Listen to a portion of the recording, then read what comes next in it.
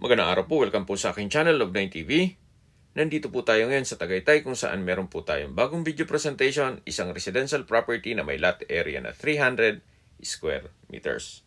Ito po'y titulado, buhay po ang may-ari kaya wala po kayong maging problema sa documentation o sa transfer ng title.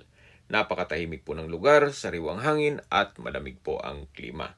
Mula po dito sa cemented road, ito pong terrain ay rolling. Kaya please manage your expectation once na nag-set tayo ng tripping. Pero mula naman po dito, meron pong mountain view. Nasa loob po ito ng isang exclusive subdivision na meron pong 24-hour security at kompleto po ang amenities gaya ng clubhouse, swimming pool at marami pa pong iba. Binebenta po ito ni owner sa halagang 12,000 pesos per square meter net. Kung may mga katanungan po kayo, tawag lang po kayo sa aking numero. Maraming salamat po.